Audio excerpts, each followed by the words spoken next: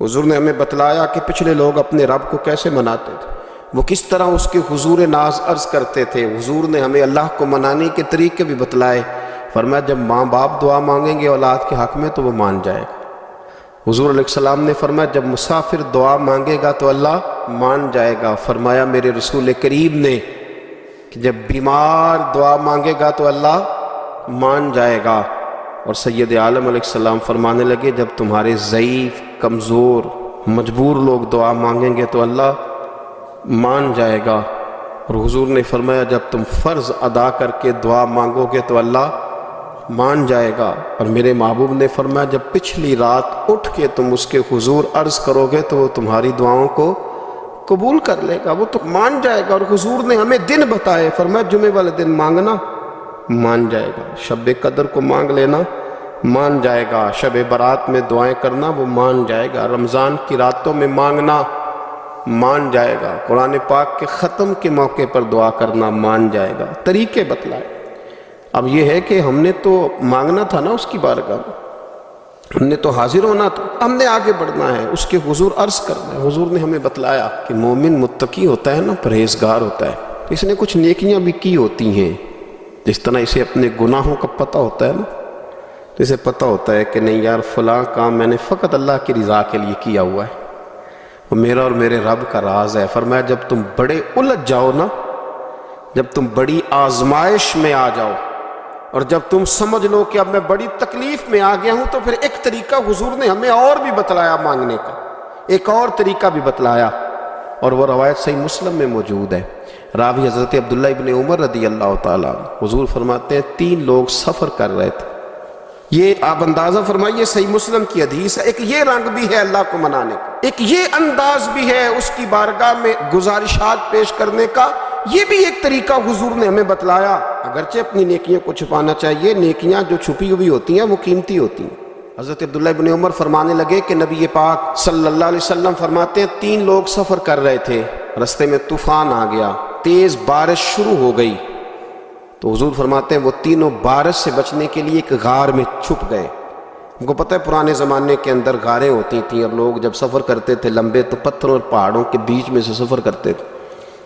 وہ غار کے اندر چلے گئے۔ اب چونکہ طوفان بہت زیادہ تھا،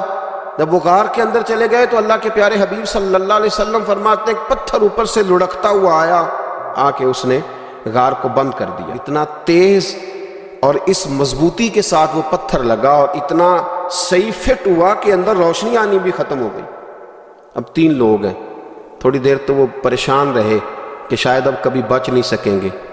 شاید چاروں جانب اندھیرا ہی ہے اور اندھیرا ہی رہے گا، شاید یہاں سے نکلنے کے لیے اب ہمیں کوئی رستہ میسر نہیں آئے گا۔ وہ پہلے تو پریشان ہوئے، پھر کہنے لگے یار اس طرح کرو، اگر کوئی زندگی میں نیکی کی ہے نا تو ذرا اس نیکی کو یاد تو کرو، اور یاد کر کے اس مالک کے حضور عرض تو کرو، کریم ہے کوئی آنکھوں شاید من جاوے، کم تتڑی دا بن جاوے، عرض تو کرو۔ یہ آپ اندازہ فرمائیے یہ بات بیان کون کر رہا ہے؟ یہ مدینے والے رسول بیان کر رہے ہیں، یہ نبی پاک علیہ السلام نے بیان فرمایا، رسول کریم علیہ السلام نے ہمیں بتلائی یہ داستان محبت۔ حضور فرمانے لگے ایک نے ان میں سے ہاتھ اٹھائے اور اس نے انداز کیا چھیڑا، عرض کرنے لگا اللہ تو جانتا ہے نا میں نے بکریاں رکھی ہیں، میں غریب ہوں، مزدور ہوں، اور مالک تو یہ بھی جانتا ہے کہ میرے بچے بھی ہیں، بیوی بھی ہے، پر میں جب بھی گھر لوٹا ہوں تو دودھ میں نے بچوں اور بیوی کو پہلے نہیں دیا، بوڑھے ماں باپ کو پہلے دیا۔ وہ غار میں تنہا بیٹھے ہیں اور اپنے مالک کو منا رہے ہیں، عرض کرتے ہیں اللہ تجھے یاد ہے نا ایک رات جب میں بڑی دیر سے لوٹا تھا، لکڑیاں کاٹتے درخت تلاش کرتے مجھے دیر ہو گئی، میں دیر سے لوٹا تھا، نیت یہ کر رکھی تھی کہ دودھ سب سے پہلے ماں باپ کو پلاؤں گا، مالک جب میں لوٹا تو وہ بوڑھے تھک کر کے سو گئے تھے، میری بیوی نے مجھے کہا کہ بچوں کو پلا دو، وہ سو گئے، تو میں نے کہا نہیں میرے ذمے ہے ان بوڑھوں کے دل کو ٹھنڈا کرنا، ان سے پیار کرنا۔ اے مالک فجر ہو گئی، آفتاب طلوع ہونے کا وقت آ گیا، پر میں نے ماں باپ کے بیدار ہونے کا انتظار کیا۔ اے اللہ وہ جب اٹھے تو ان کی آنکھوں میں جو میرے لیے دعا تھی اور ان کے سینوں میں جو میرے لیے کرم تھا، اگر تیری بارگاہ میں وہ نیکی قبول ہے تو مالک پھر رحم فرما، نہ اس مشکل سے آسانی عطا فرما۔ سنو سنو، رسول کریم صلی اللہ علیہ وسلم فرماتے ہیں کہ اس بندے کی دعا مکمل ہوئی تو پتھر تھوڑا سا سرک گیا،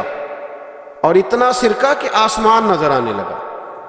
جس نے ماں باپ کو منایا ہے، ان سے پیار کیا ہے، پھر یہی بات وسیلہ بن جائے گی رب کے ماننے کا۔ پھر رسول کریم صلی اللہ علیہ وسلم فرمانے لگے، دوسرا بولا اور عرض کرنے لگا کہ اے اللہ، تو جانتا ہے مجھے اپنے چچا کی بیٹی بھانے لگی تھی، میں اس کی طرف رغبت کرنے لگا تھا، اور میں نے جب اس سے جا کے ارادہ کیا کہ میں تیرا طالب ہوں،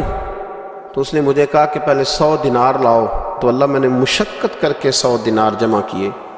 اور جب میں پوری طرح اس پر حاوی ہو گیا، وہ میرے قبضے میں آ گئی اور گناہ کا میں نے ارادہ کر لیا، تو اس عورت کے منہ سے ایک جملہ نکلا کہ اللہ سے ڈر، اے مالک وہ میرے قبضے میں تھی، اے اللہ میں گناہ پر قادر تھا، میں چاہتا تو گناہ کر لیتا، لیکن جب اس نے تیرا نام لے کے کہا نا کہ اللہ سے ڈر، اللہ میں ڈر گیا، میں اسے چھوڑ کے آ گیا۔ اگر تجھے یہ بات پسند ہے تو پھر نکال دینا اس مشکل سے، پھر کر دینا کرم۔ اللہ میری بھی تو چڑھتی جوانی تھی نا، میں بھی تو سب کچھ کر سکتا تھا، پر تیرے لیے،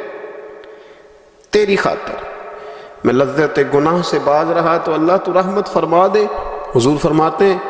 اس کی دعا مکمل ہوئی تھی کہ پتھر تھوڑا اور سرک گیا۔ پھر تیسرا بولا، اور اس نے بول کے کہا اے اللہ، ایک مزدور کو، ایک دیہڑی دار کو، ایک غریب کو میں نے کام پہ رکھا ہوا تھا، یہ تیرا اور میرا راز ہے اللہ۔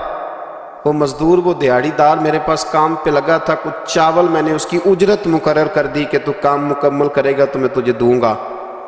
اور جب اجرت لینے کا وقت آیا تو وہ بگڑ کر ناراض ہو کر چلا گیا، میں اسے ڈھونڈتا رہا، وہ مجھے ملا نہیں، میں نے اس کے چاولوں کی قیمت کاروبار میں انویسٹ کر دی، اس کا تھوڑا سا سرمایہ پر میں نے کھایا نہیں، پھر وہ مجھ سے میں کاروبار کرتا رہا، اور اتنا کاروبار کیا کہ بہت ساری گائیں اور ان کے چرواہے تیار ہو گئے، وہ سالوں کے بعد لوٹا،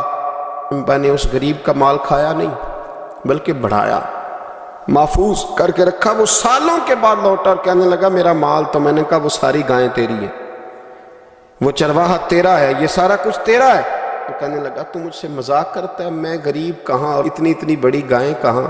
تو مذاق کرتا ہے؟ تو میں نے کہا مذاق نہیں، میں نے اپنے رب سے ڈر کے تیرے مال کی حفاظت کی، یہ تیرا ہے۔ اے اللہ میں کھا بھی تو سکتا تھا نا، پر تجھ سے ڈر کر میں نے وہ سارا محفوظ رکھا۔ اللہ اگر تجھے میری یہ ادا پسند ہے تو پھر آج مان جانا، آج راضی ہو جا۔ اللہ کے رسول فرماتے ہیں اس کی دعا مکمل ہوئی تھی